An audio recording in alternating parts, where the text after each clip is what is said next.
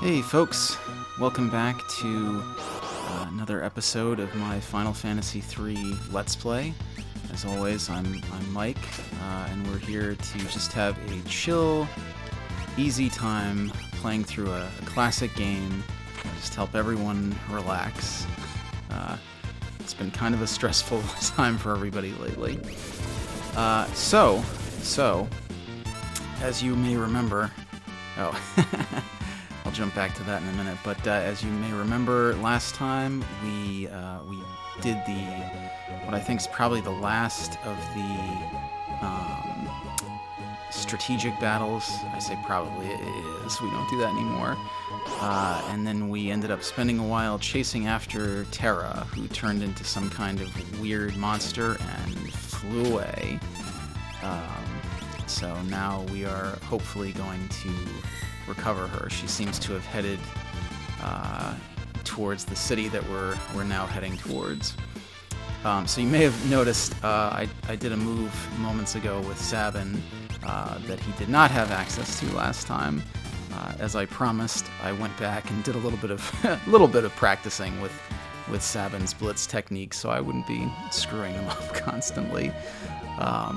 And in the interim, everybody gained about a level or so, and that tipped over most of our team, into their next batch of abilities that I was kind of looking forward to.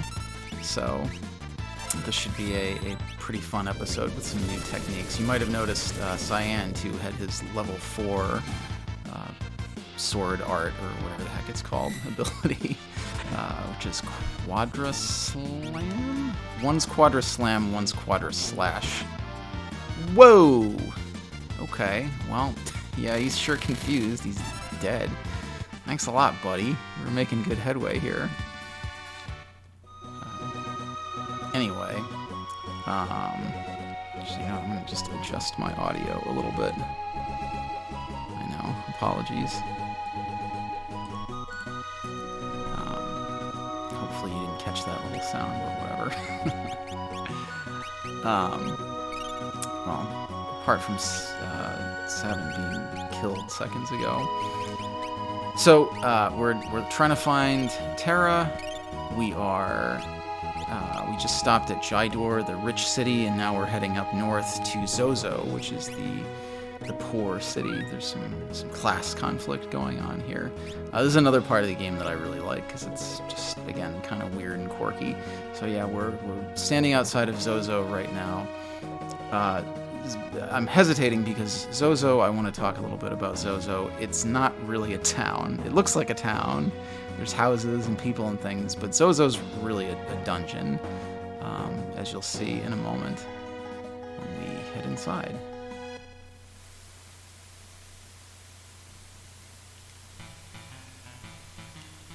Just dead people lying around.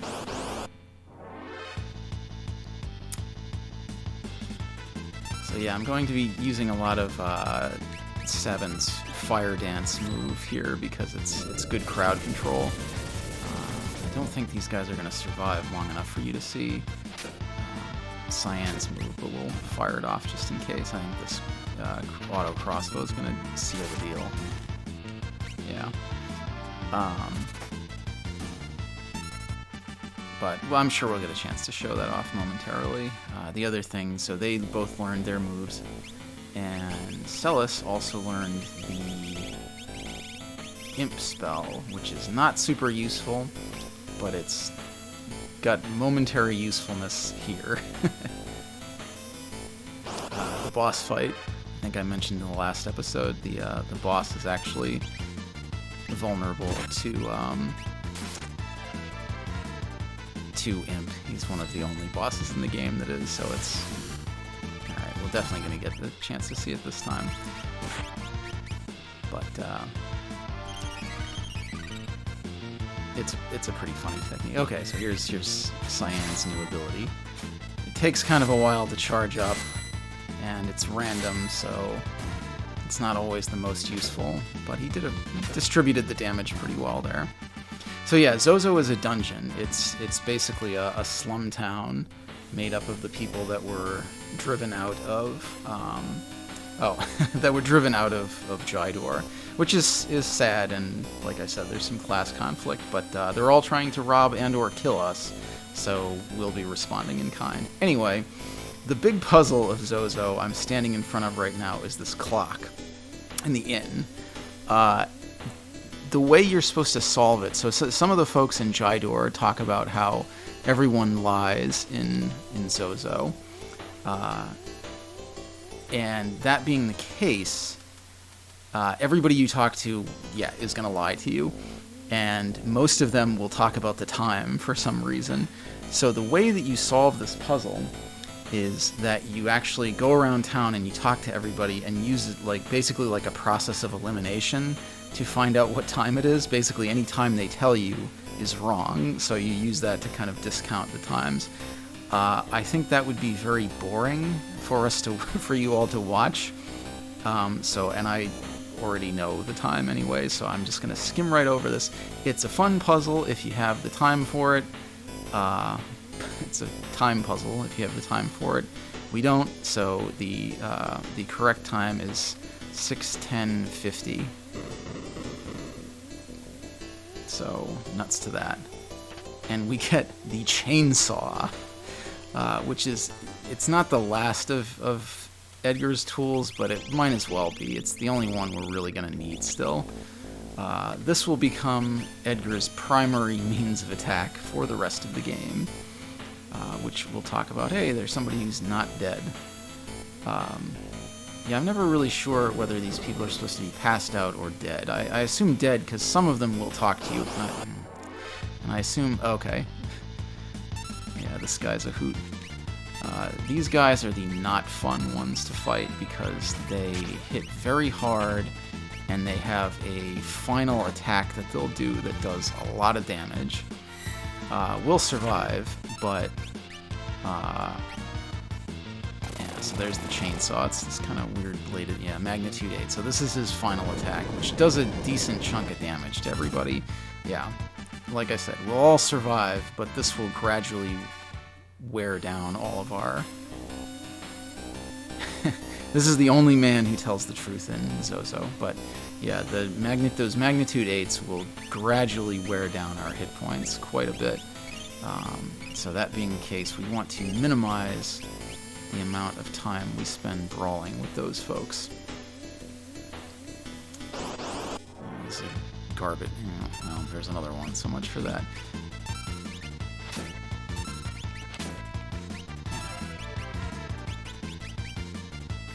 Although actually, I think so. When we do a pincer attack like this, I think the magnitude 8 will only attack one side. So we'll spend a little bit less time having to heal everybody up. So I may, oh, he didn't even do it that time. That's good. So I'll talk a little bit about the chainsaw in a moment. This was totally not worth walking over here for. Well, there's the first blitz screw up of the day.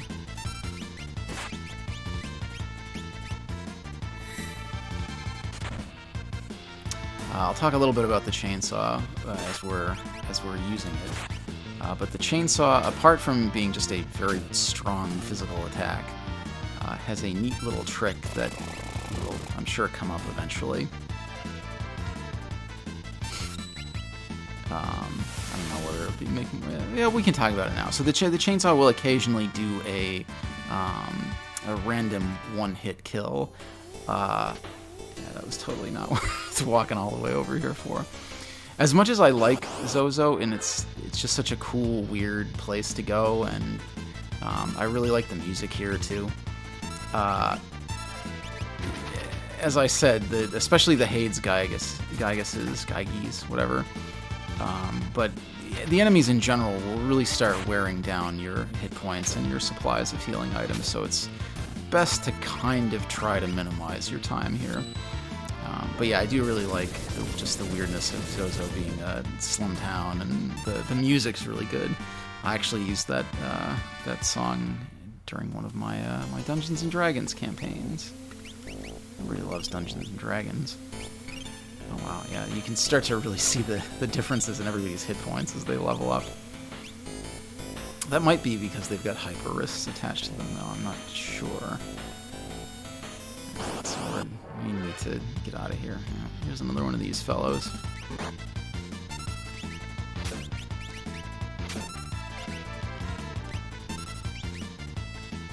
Ah, see, there it is.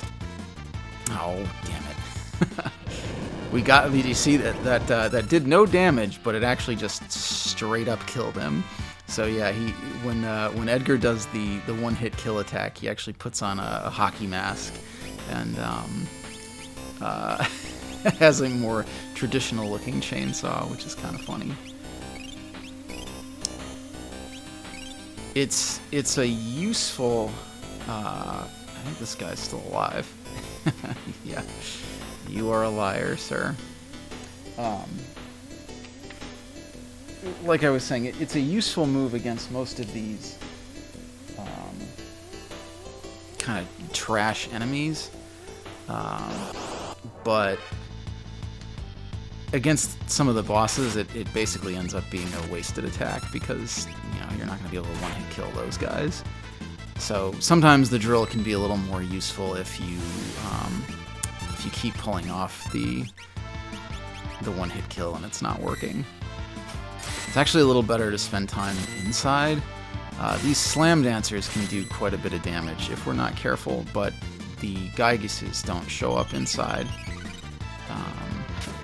So in general, inside's a little bit safer.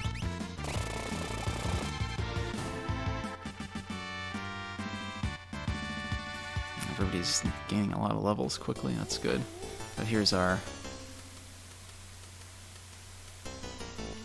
Oh, that's interesting, because that is that is also the truth, and I thought these folks were all supposed to be liars.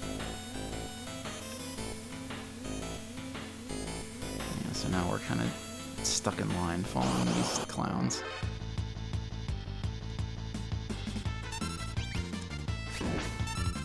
Oh. Well, anyway. I had also thought nobody used magic until you got to us. None of the enemies, anyways, other than like Kefka and some of the Imperials, because I thought the idea was nobody had magic. But oh well, wrong again.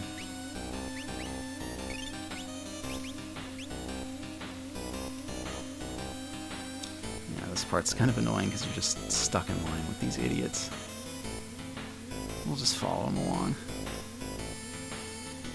I mean, that was also factually accurate. You need to get in line. My whole world is transforming here. This is not a town of liars. It's just, there's the class conflict again. All the rich people tell us that the poor people are liars. Sounds familiar? Gonna get real political in this episode. John's gonna be pissed.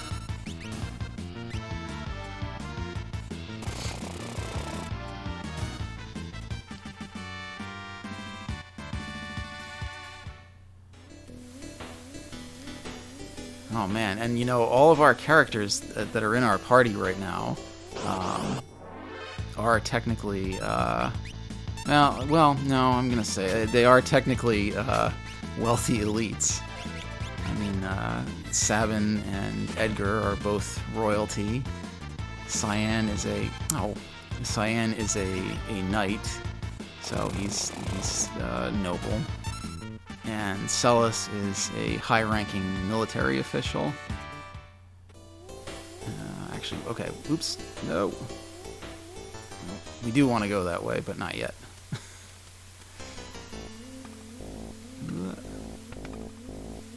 Yes. That's not useful right at the moment, but when we get Locke back in our party, it will be a good thing that we stop for that. Supposedly, it can be good to have Locke in your party in this section because there's you can steal a lot of good stuff from these enemies. I mean, these other characters are all so much more powerful. I don't know why you'd want the wimpy little thief hanging around right now. There's plenty of good stuff we can steal later. But yeah, I'm really starting to rethink all of this. I mean, my team are the wealthy elites. Cyan's a knight, so he's nobility. both Edgar and Sabin are royalty, and Celis is a military leader. You know, this is all starting to become highly suspect.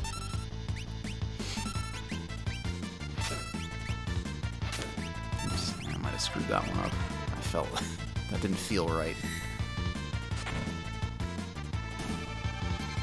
Oh, no, I did it anyways. I think what was the problem before is I was too centered. I wasn't hitting the edge of the joypad. Like I said, I'm playing this on an SNES Mini. I have played Final Fantasy VI many times. Final Fantasy 6/3.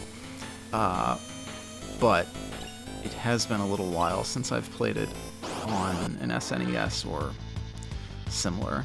I've tended to replay the Game Boy Advance one more, which I know is probably heresy to the Final Fantasy III loving individuals, but I've played this game so many times that come on, that I just like the extra content. You know, I haven't experienced that as often as I have the core game. And I like the fact that everything's not bugged out and stuff works the way it's supposed to. Which, again, heresy, I know. But it's the way it is.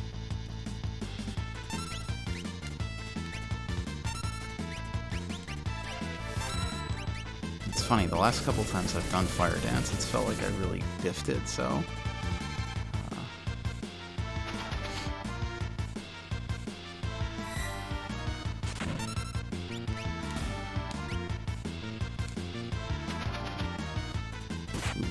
Edgar's getting a little low.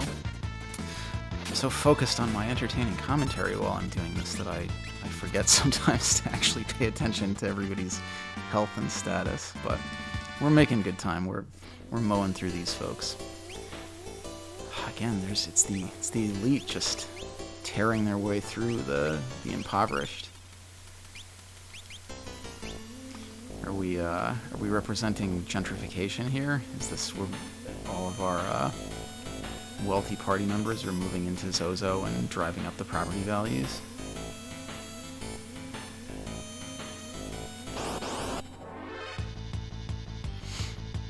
I don't know. They should do a Final Fantasy VI, the after years. You know, like that Final Fantasy IV remake where everybody revisited the world of Final Fantasy IV, and it was kind of tedious and bad. No, I don't want them to do a Final Fantasy VI after years. I'm quite content enough with how things were left at the end of this game, which I guess we'll get to see in another 15 episodes or so.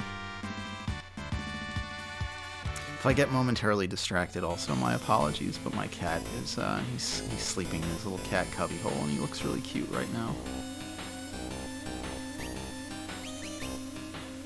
So, yeah, I haven't really been talking about what we're doing. We're going up this building.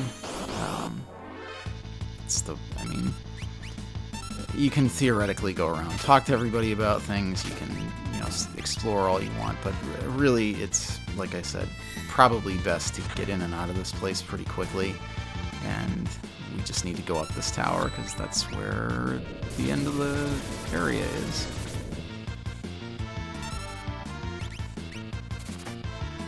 Again, we've had a lot of pincer attacks going through this time, and I'm wondering if this is again representative of oh, here we go. This is good.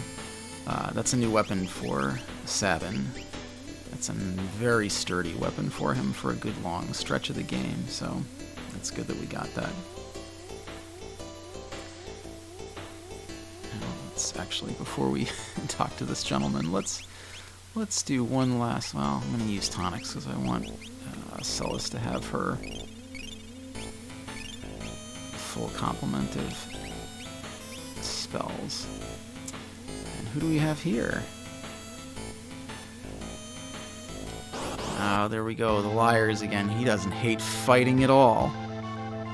Alright, let's see if we can pull this off. I'm not going to spend a lot of time trying to do this, but if you can manage to land this imp spell, it makes this battle considerably easier.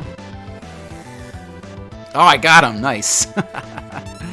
Well, we've basically sealed the deal on this then. He ain't gonna be much trouble now. The imp status effect, which we haven't really seen much yet in-game, thankfully, it basically just really jacks up your stats a lot.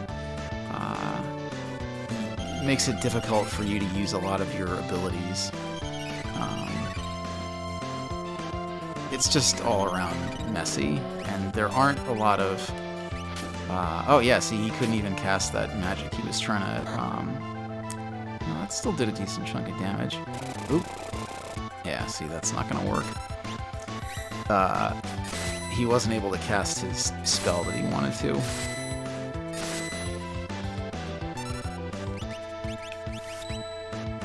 But yeah, we are making a real meal of this gentleman.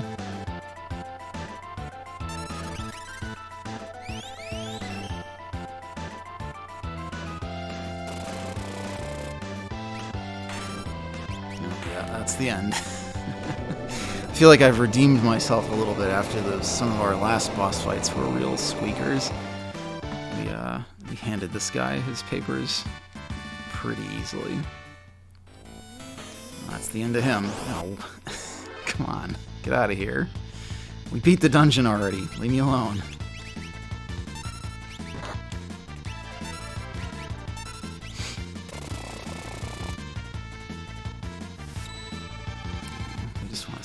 Screw up my blitzes more. This should finish him off anyways. But yeah, that's pretty much all there is to Zozo. Yeah, one last blast of the magnitude 8 to mess up our stats. It's alright. Everybody survived. We're fine.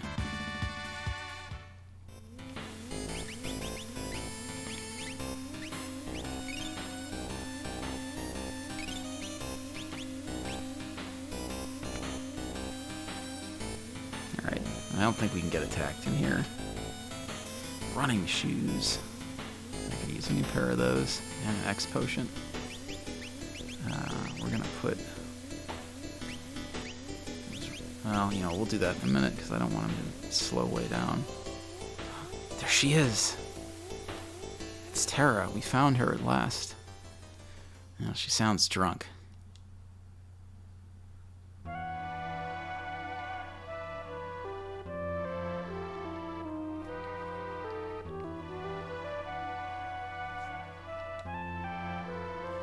Voice from the void. Hey, it's a mysterious old man.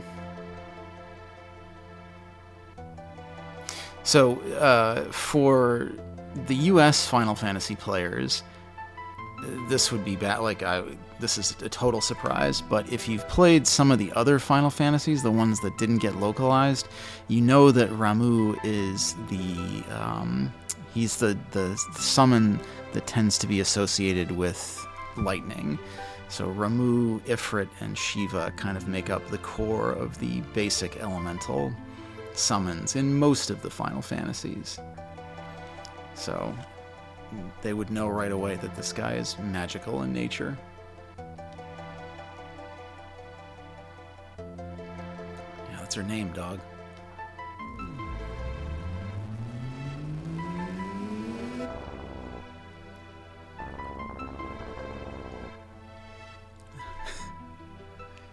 Drunk and gassy.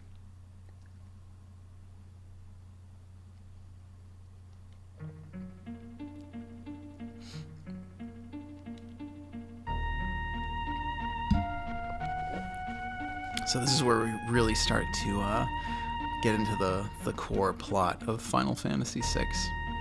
I mean 3, sorry.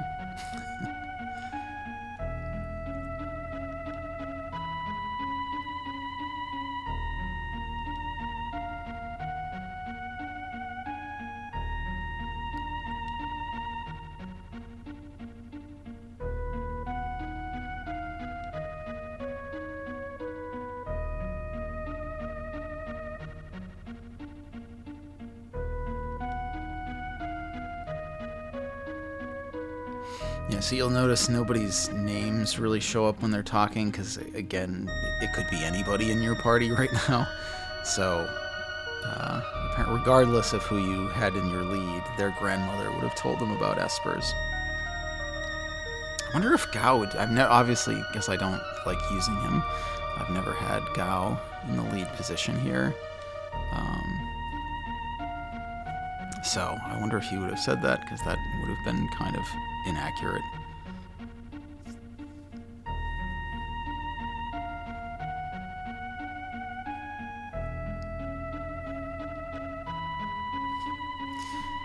If you're listening to his story, what he's discussing sounds very, very similar to what the Empire is trying to do right now. So you get that history repeating itself. Metaphor. That's not a metaphor. Storytelling trope.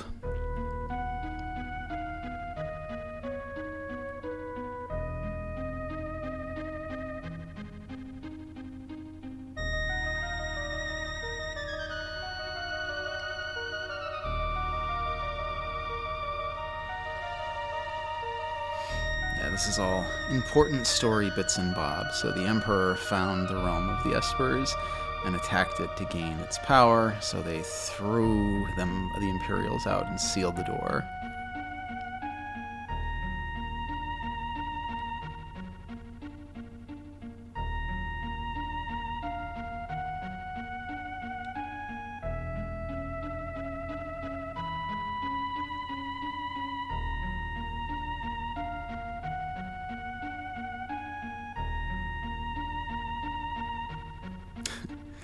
The animation makes it look like Edgar just kind of hurled Terra into the bed.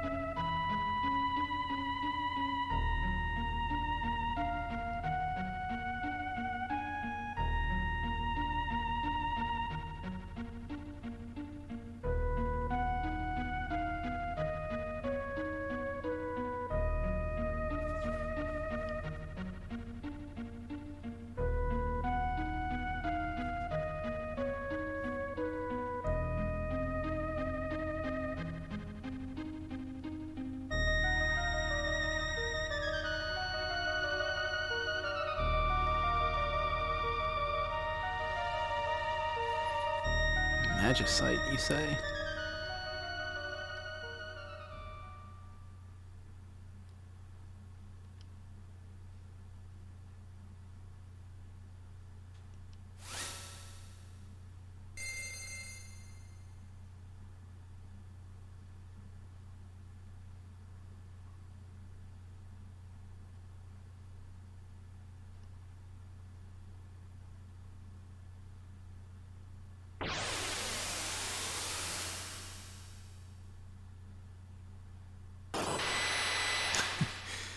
Oh, poor Ramu. Just exploded himself. So I'll explain all of this in a minute.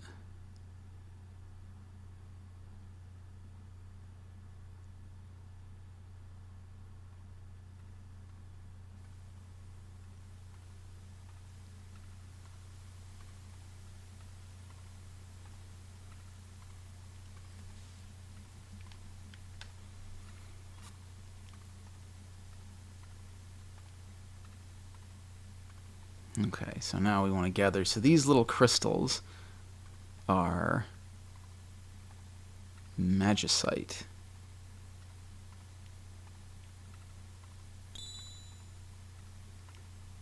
So we get Ramu, Stray,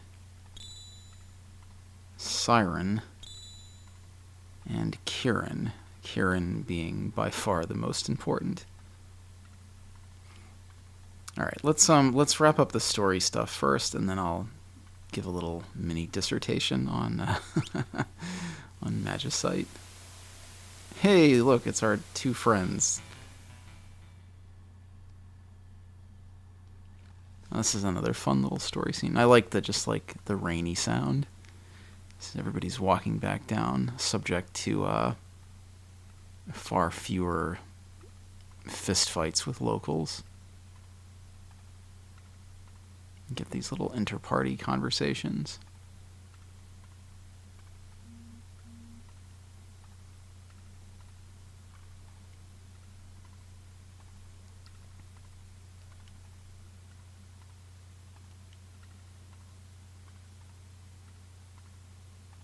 Yeah, so Celis was talking about how, like what Ramu said,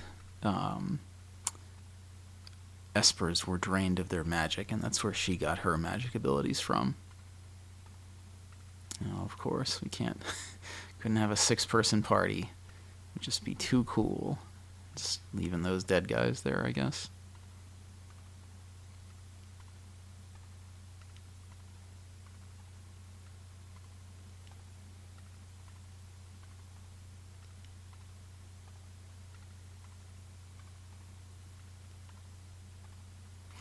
Okay, we get to pick our party again.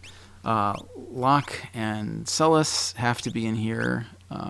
That's fine with Celis because she's really useful. Locke, and I will also be taking the brothers with me because they complement each other very well. Cyan is probably technically stronger than Edgar, but Edgar's tools are really useful for the next little stretch. And unlike the sword arts and blitzes, you can target the tools, and there's a few bosses later where they have multiple parts and you kind of want to aim at specific ones, so that's useful. But Savin with his fire dance and aura bolts, assuming I can pull them off, is the more useful one. Or the stronger one, I should say. You may also notice now, not just Celis, everybody has MP. So I will explain shortly, although I think we're going to get a Mog explanation anyways.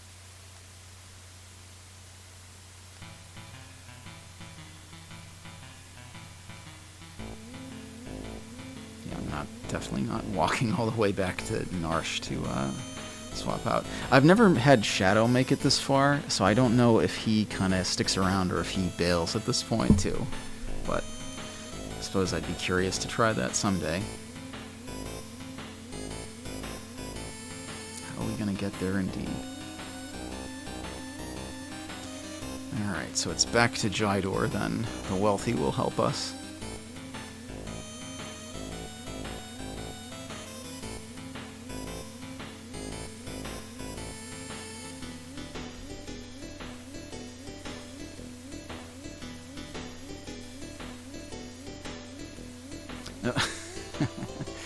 Alright, well, before we do all this, let's give Locke some better gear. The thief knife, that's good. Uh-oh. Having cat problems right now. Swap out everyone's green berets. And let's see. Let's give Locke some relics.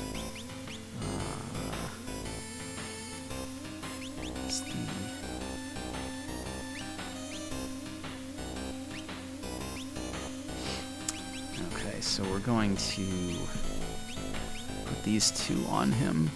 I'm never really sure if this screws up anything or not, and who knows with the way that this game's stats work. But sorry, I'm being cat attacked at the moment. So the Thief Glove is really useful because it changes Locke's steal command to capture, which allows him to steal and do an attack at the same time, which is good because then basically you can just keep attacking and get free items all the time. And the sneak ring increases the success rate. I don't know. I'll have to look that up later. I don't know if that's going to screw anything up because it's technically not steal, it's capture. But we'll leave it on there for now. It's fine. Let's, oh, yeah, these are crap. Okay. I'm going to, assuming my cat doesn't break everything, I'm going to put the sprint shoes on Edgar. And what else we got? We must have something better. Yeah, you can get one of the hyper wrists. Maybe that'll boost his hit points a little bit.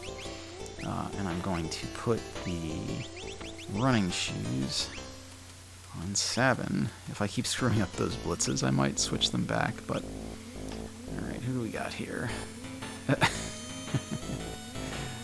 That guy should really... Oh, here we go. This guy will give us the tutorial, this ghost man. Let's see what he says.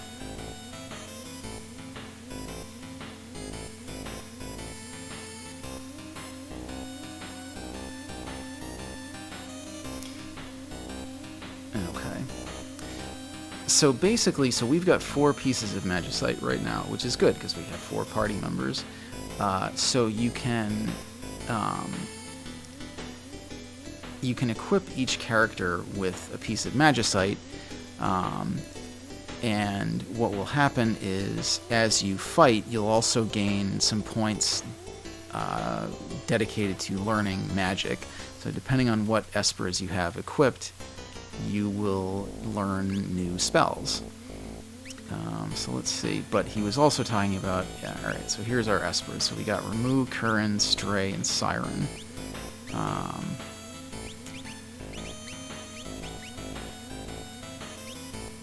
Okay. So, one of the more important things, whoops, is to give everybody some healing spells. So that way you can... gives you some extra exploration time since everyone will be able to heal. But another interesting thing, which I pretty much ignored for the first few times I played through the game, is that certain other espers, like, so let's see, at level up, HP plus 10%. So if you have Siren equipped when you level up, you will gain an extra 10% of hit points. So the espers that we have right now are not crazily useful, although actually I think Stray, is it magic? Yeah, magic power. That is pretty useful, and we want to definitely boost, well, you know, I'm going to actually trade these back a little bit, because I'm pretty sure actually that Sabin's blitzes are controlled by magic power. I don't specifically remember, but I think that's the case. So Locke will get an extra point of stamina, Sabin will get some extra magic power, and Celis will get some extra HP each time they level up. So you can really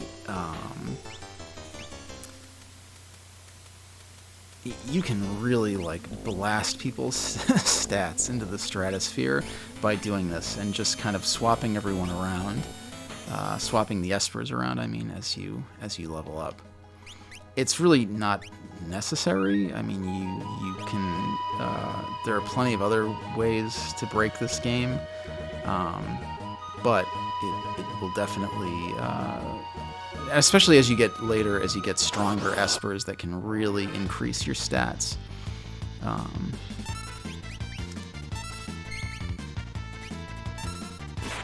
So that's his capture command.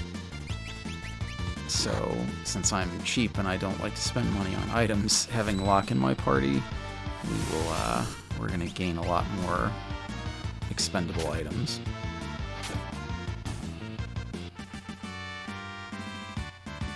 Oh, I skipped right past it, but you saw it was 1 magic point. So, and those are affected. Let's just jump back in here for a second. So now, so sleep is 10%, mute is 8, slow is, oh, sorry, wrong esper. Bolt is 10%, Bolt 2 is 2%, and Poison is 5%. So we gained 1 magic point, so now we've learned 10% of Bolt, 5% of Poison, and 2% of Bolt 2. So as we keep going and fighting, we'll just gradually learn these spells. And then you can swap the espers around, and everybody can learn pretty much every spell in the game. There are 2 characters, so Celis and Terra, though, do continue to learn spells on their own, but for everybody else, this is the only way to get their spells. Oh, there was another one-hit kill. Like I said, one of the most important things, at least from my perspective, is giving everybody some healing magic. So that way when we're exploring, we can have the non-magic user characters kind of be in the background, healing people up.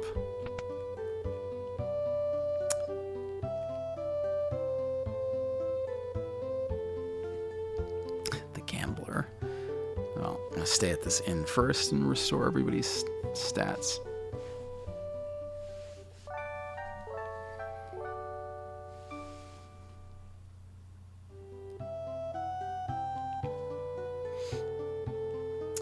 Okay, so they said maybe somebody in Jydor can help us, so we're gonna wander around a little bit. I don't think they've changed the stores. Let me just double check since Locke wasn't with me to make sure that he's got... nope, so we grab one of those.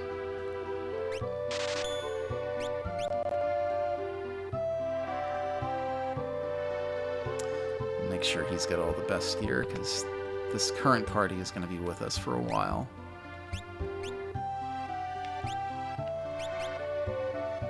Alright, so that's a better weapon for him, too. I think that's a throne thing. Locke and... Is there anybody else that can even do it? There's a couple of characters that can use thrown weapons, I think, but that's good because we can put Locke in the back row, so he'll take less damage.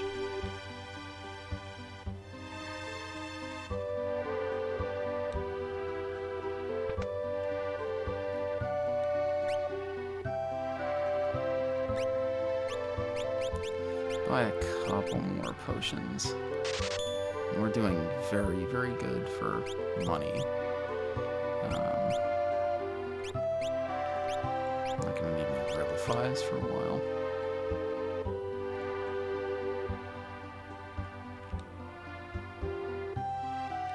Oh, that's useful.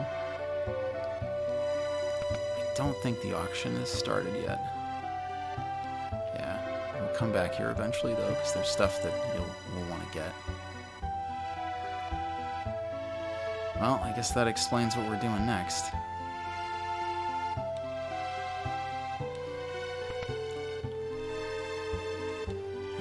don't think there's any good. Yeah. None of these relics are very useful.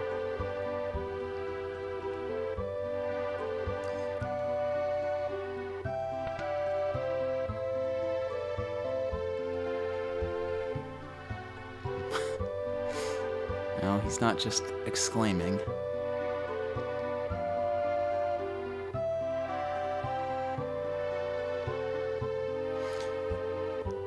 Impresario. So Maria's the star opera singer. That's, I think, kind of supposed to be like a sexy pose.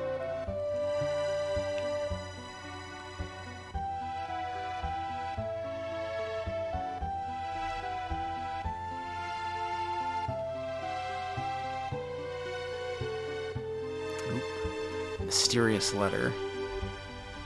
So the impresario just dropped this letter.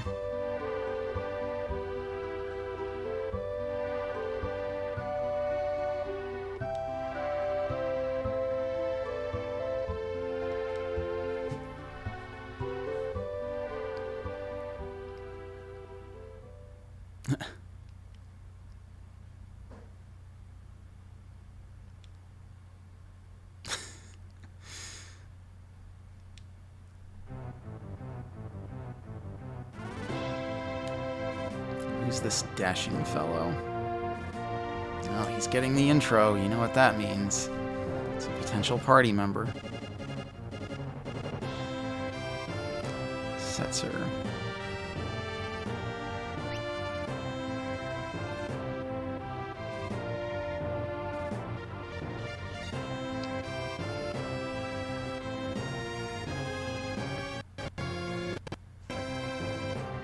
I wonder if that audio glitch bled through. Not really sure what that was.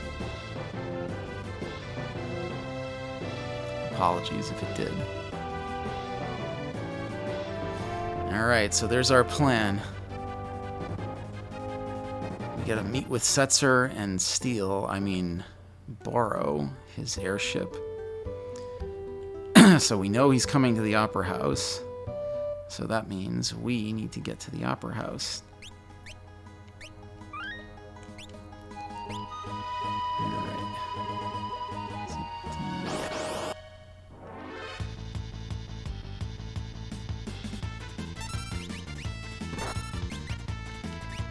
Oh, so those running shoes that I equipped on on Sabin give him the haste ability, which more or less doubles his speed in battle. Which, assuming that I can keep up my success rate with blitzes, is a good thing. But if I keep mussing up, then I'll probably swap them over to Edgar. Because right now, Sabin is definitely the heavy hitter of our party, so having him act more often is definitely a plus.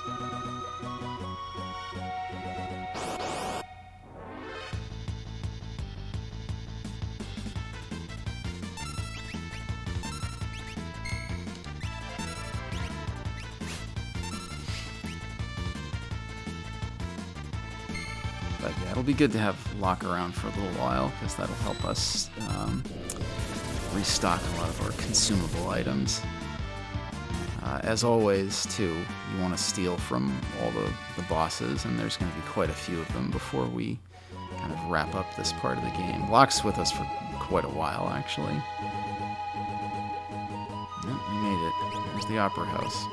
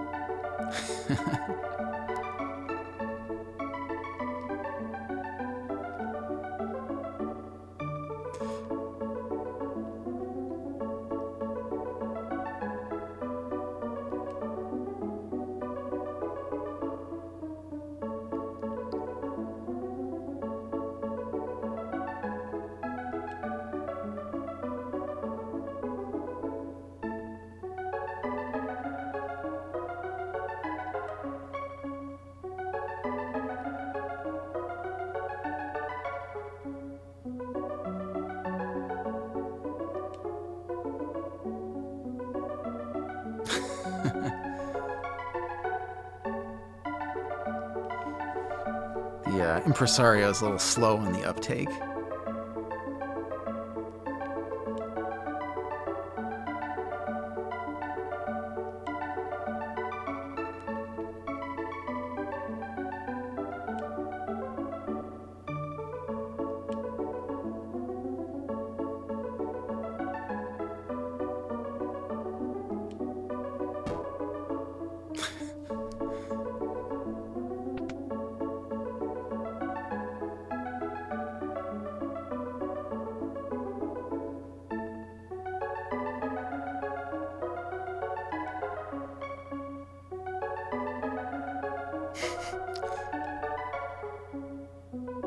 So I guess the joke is supposed to be that Celis is acting all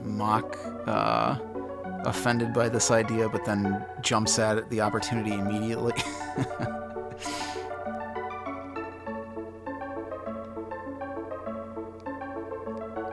So you may recognize that fellow. It's Ultros. He's back. The octopus that we last fought in a river is now hiding in the Opera House. So everybody always talks about, so this is the opera scene, the much lauded opera scene in Final Fantasy VI. I mean, it's it's a 16-bit opera, so we're not talking real high end or anything. But conceptually, it's really, really cool that they did this. I mean,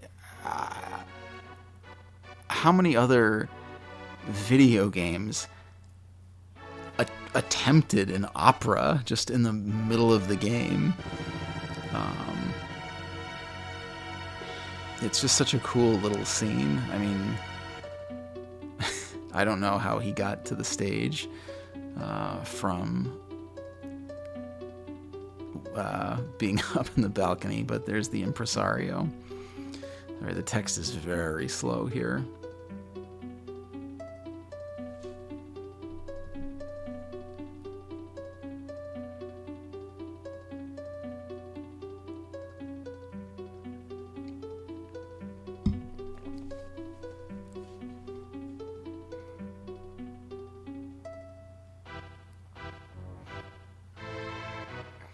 So we watch a little bit of the opera, and we play a little bit of the opera. There's Draco, the hero. I've always thought his sprite's really cool. I mean, obviously, Final Fantasy VI is more steampunk, but if they had made a sort of traditional medieval-style Final Fantasy VI, oh, there he's singing now, it would have been cool for the hero to look kind of like that. So yeah, I mean it's garbly synth stuff, but I think it's pretty cool that they even attempted something like this, and that they trusted their audience to not be like, "Ugh, opera's boring. I want to get back to fighting poor people." Oh man. Yeah, here comes that classism again, though, right? Like, the poor people we had to pummel into oblivion, and the rich people are the ones, the rich opera impresario. Who has the sprint shoes? That's Edgar. That's okay.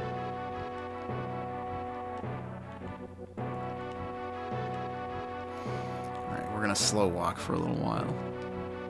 I forgot he said that. No, maybe I should take back what I said about Sabin not being a dummy.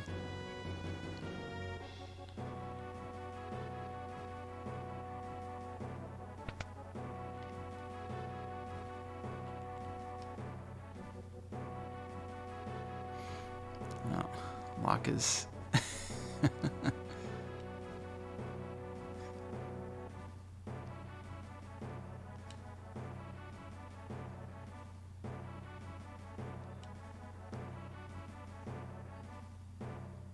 kind of a cute little scene.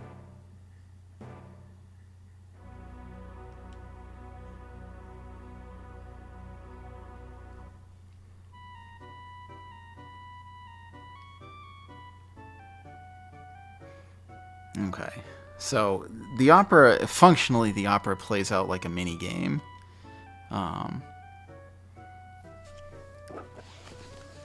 I've done this part a million times and I've never screwed it up, so I'm probably going to screw it up now.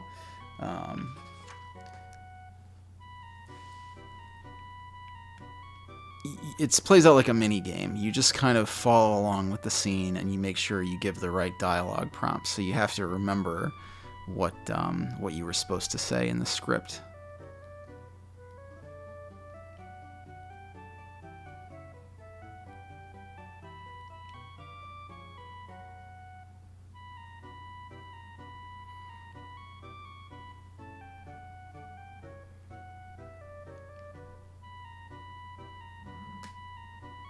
If you screw up the scene, you have to start over again. And I think if you screw up too many times, you get a game over.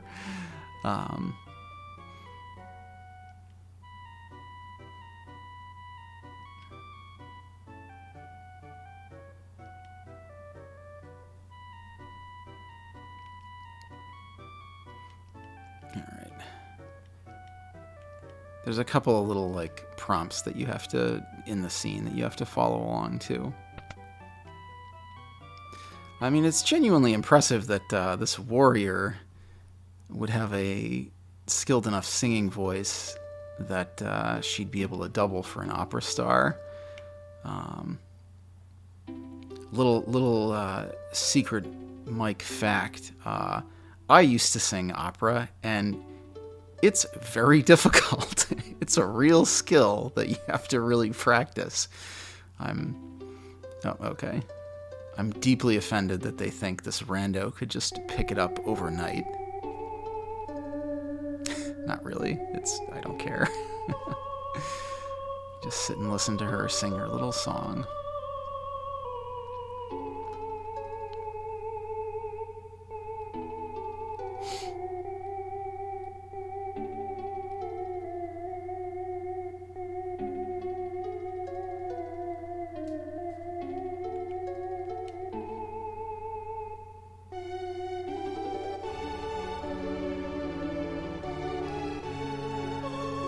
It's a cute little scene, though. I mean,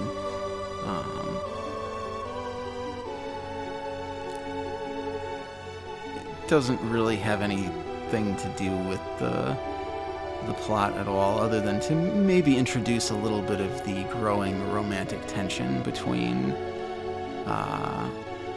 Celis and Locke.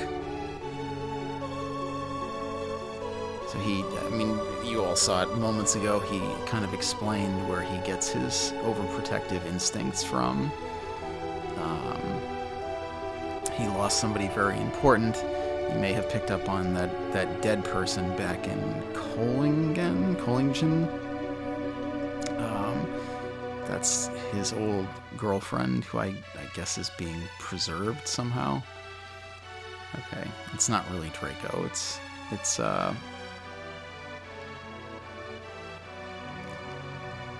So you have to kind of dance with him here, or it screws up. It doesn't really, as you can see, you don't really have to be that accurate with it, though.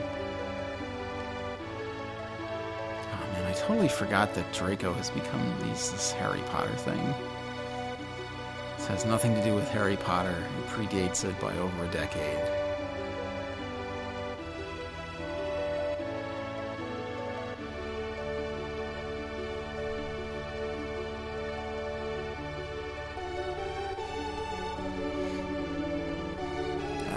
Bother going into depth explaining the plot of the opera. It just is what it is. It's a cute little scene, though. And I remember as a kid when I first played this, it did feel very momentous.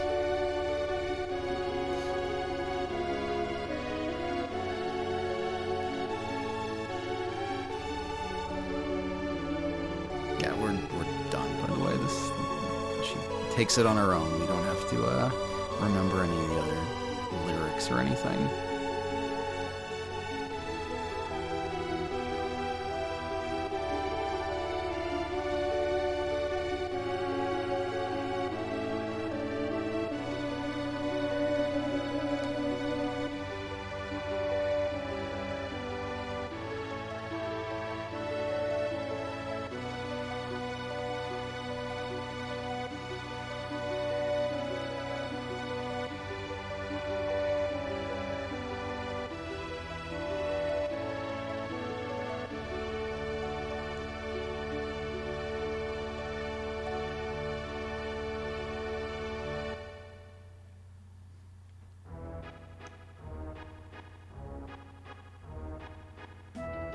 Yay, we did it.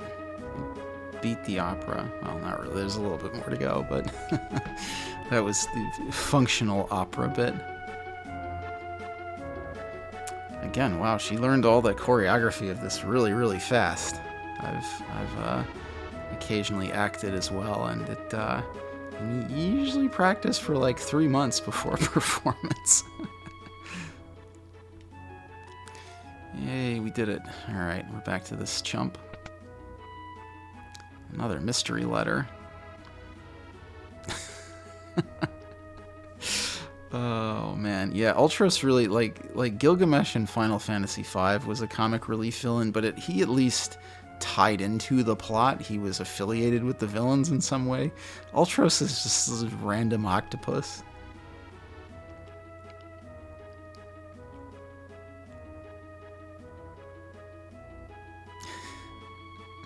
That's why everybody loves him. Although I guess he's not had nearly the staying power that Gilgamesh has had.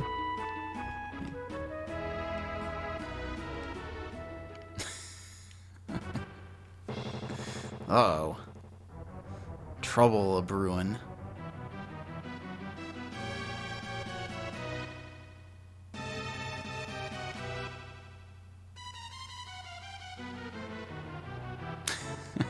That totally looks like when little kids play with action figures and just smash them together.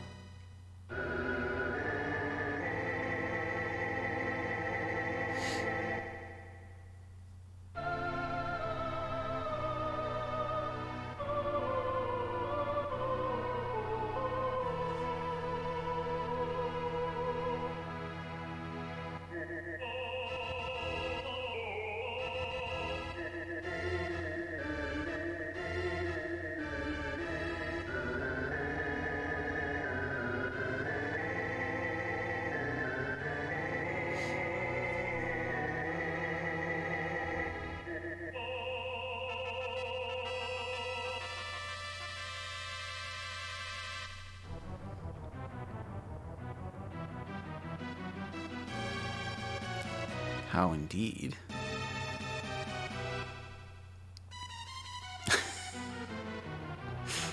So, Ultros is gonna Looney Tunes style just drop this giant weight on Celis. Take me 5 minutes to drop it. Well, you know what that means.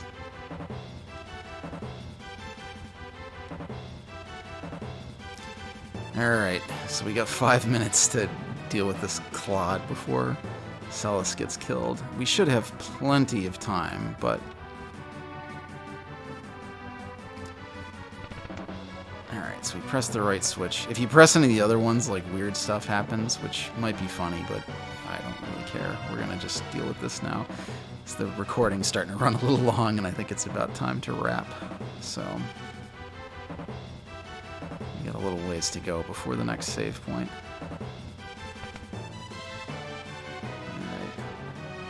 I'm going to kind of try to avoid these mice, because they're battles. And I think the middle guy will keep reviving the others.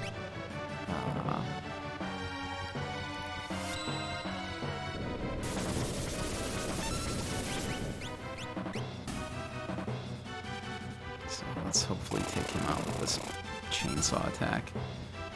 Yeah, I think if I'm remembering correctly, the yellow mice revive the others. Yeah, so you had plenty of time to pull this off.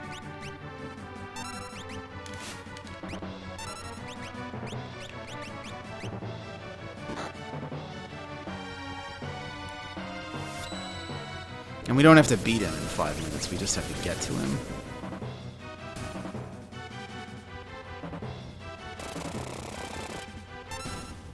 These guys given much experience? And that's a pretty good amount. It might even be worth fighting the others just for tempting fate here, but we've got 3.5 minutes. It should be plenty of time.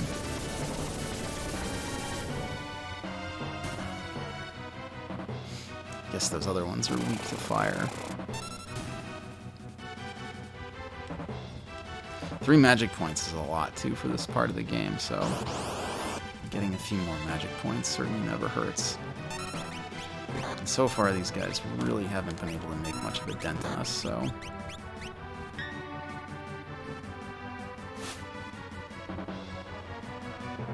And look at all the potions we're getting. That's saving us so much money.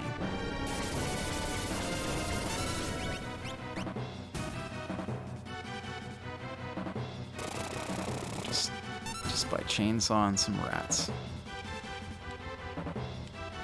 See, they've even learned a few spells, which is pretty useful.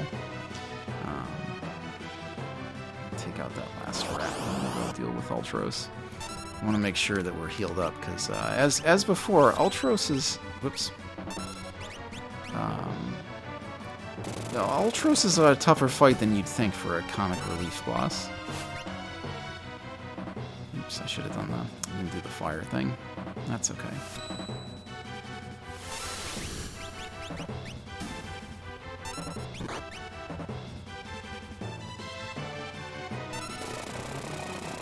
There's the one-hit kill.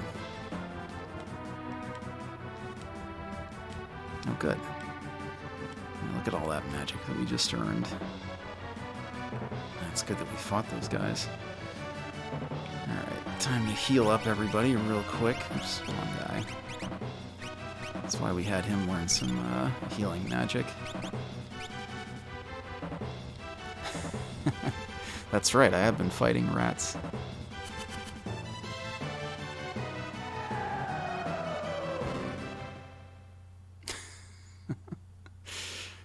Oh man, this would totally wind up on one of those fail blooper compilations. If 3 people and an octopus fell out of the rafters during a musical performance.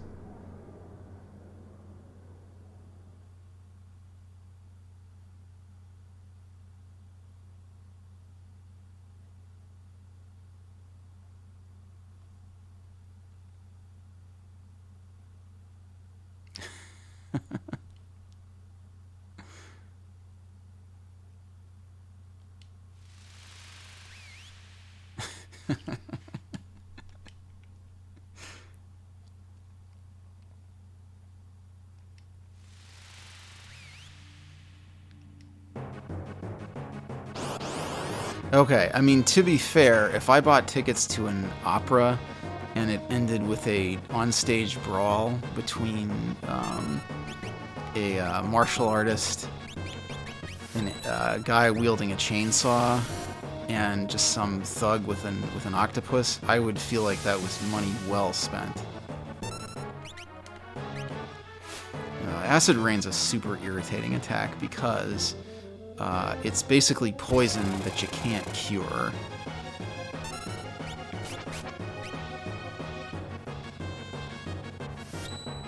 I'm gonna try to flatten this guy before we need to heal.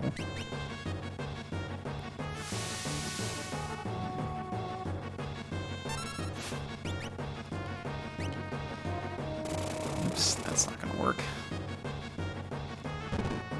Well, that's annoying, but not a particular problem.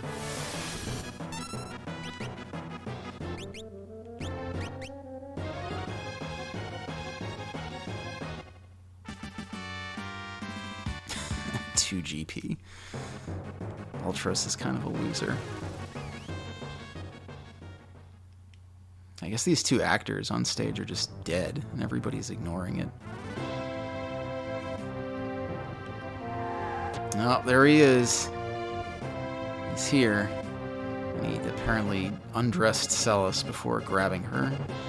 He's one of those guys.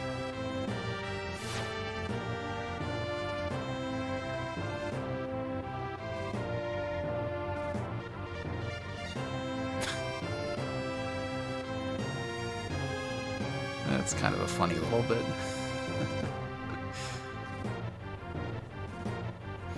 Little blending of fantasy into reality. So yeah, plan worked. Celis got snagged by Setzer. So hopefully everything plays out accordingly.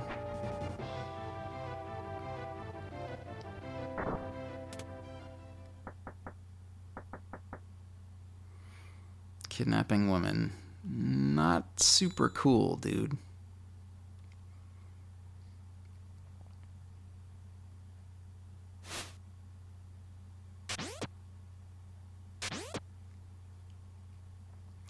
But here's our team. Everybody made it.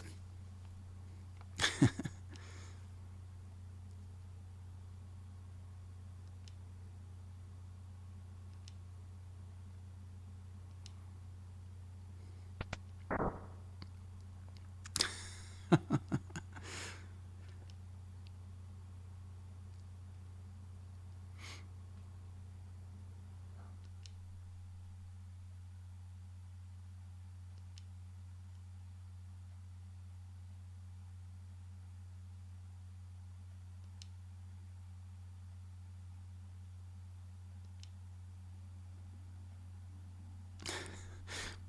not really sure.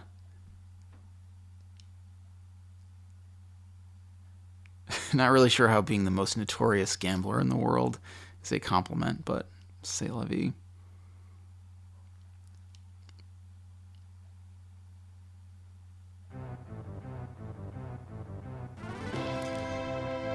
No, he's still blinded. And I don't think I have any eye drops either, which, well, it doesn't matter. His blitz attacks aren't impacted by blind, so I can essentially just leave him that way for the rest of the game, and it won't matter. Oh, you jerk.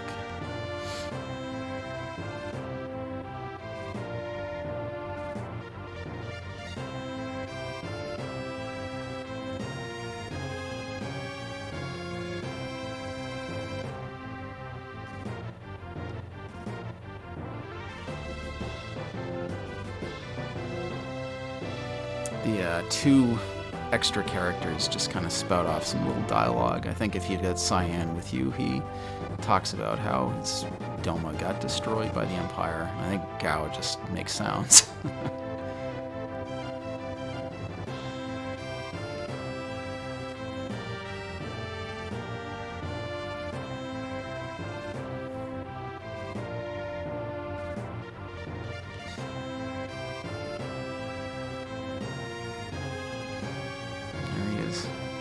Creeps McGee. Oh, and Locke's all jealous. Uh-oh.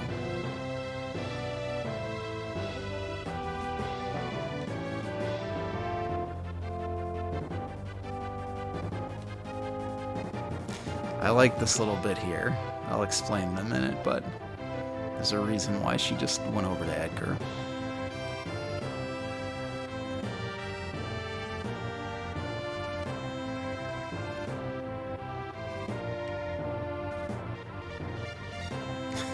Oh, he's so sad and jealous.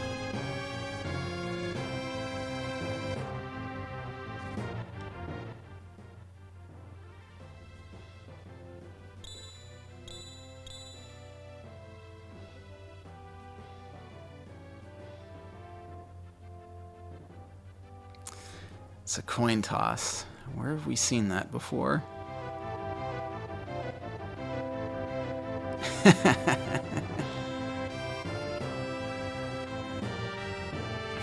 So here, again, this only comes up if you've got both Edgar and Sabin in your party.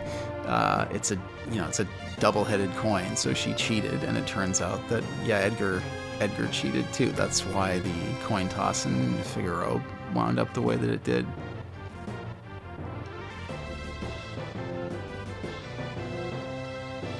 Well, thankfully, Edgar Setzer is also a cheaty dirtbag, so.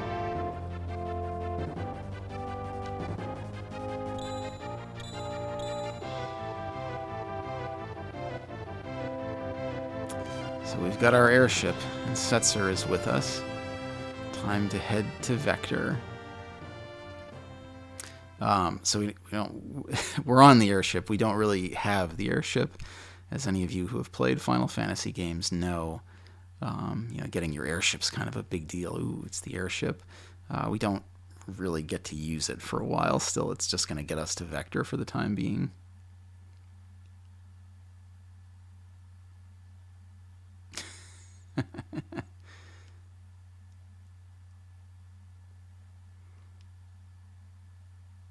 Yeah, and he doesn't even come with us. It's still this core 4 parties, which is good, because we'll talk about Setzer as a player character in a little bit. Oh, I love this little. It's such a cool shot. When you're actually flying around with the airship later, it doesn't look like this, but it's really cool just the way that with the music, how ominous it makes Vector look like. You're really approaching something large and threatening. The strobe lights, night. There's no day-night cycle in this game, so this is artificial, but it sure does look cool. There's Vector. All right. Well, like I said, I'll talk about Setzer in a little bit when he joins the party, but I definitely prefer having Sabin and Edgar in the team instead of Setzer. Okay, well, we've gone on for quite a while, so I think we'll wrap this up, and next episode we'll see Vector. We'll finally get a look at the Empire and what it's all about.